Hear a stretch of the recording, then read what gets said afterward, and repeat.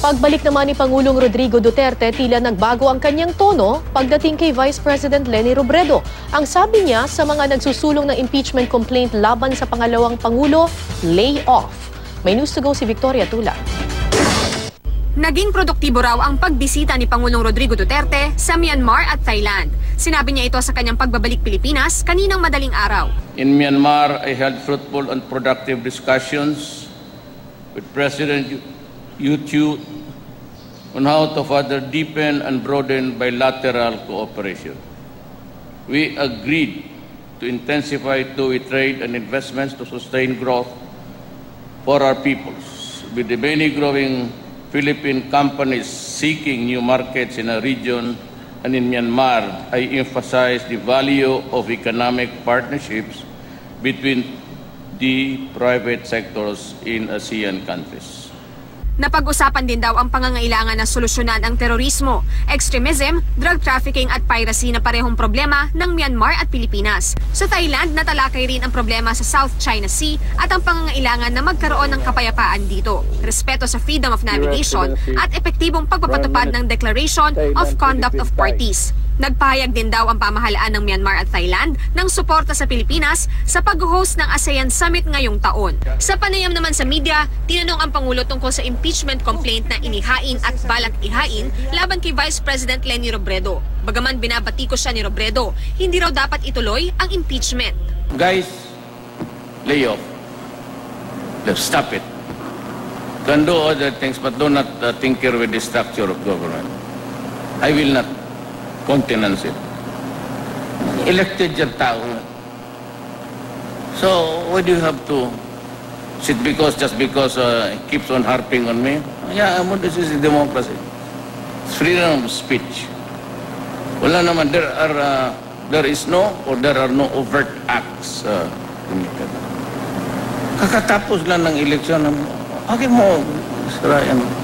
Sinagot din ng Pangulo ang ilang tanong tungkol sa sigalot sa West Philippine Sea. Naniniwala raw siya sa sinabi sa kanya ng China na wala itong itatayong kahit na anong istruktura sa Panatag Shoal dahil ang nais nila ay pagkakaibigan.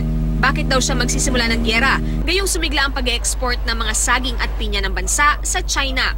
Pero siningil pa rin siya tungkol sa kanyang pangako noong kampanya na pupunta sa Panatag at itatayo ang ating watawat doon. Bakit? Gusto mo pumunta doon? Sige. Palako ka ng helicopter, daling ka namin doon. Dala ka ng plug doon. Huwag arang bayang mag-iliw tayong lahat. So, what's the use? You can go there anytime, I said. I told them, ganito yan. Since you are claiming it, I am claiming it. Do not impede our travel there. Sabi ko, my Coast Guard, not the gray ships, what ang nabi, wag. They can go there and visit you, shake your hands. And you can park dito sa amin. Wala akong sekreto, sabi ko, you can travel around the island at magbabay ka lang sa mga fishermen doon. I will not, sabi ko, you can pass by my territory. As a matter of fact, yung Russia nagpadala ng battleship. I said, sabi ko, tapatan mo lahat. Ando na yung Amerikano, nagpunta na ang Ruso. Bigyan mo kami ng exhibit sa inyo. Sabi na, okay, we will be sending the biggest ship of China. Sabi niya, sige. Sabi ko, sige, bisita ka. Bisita ako.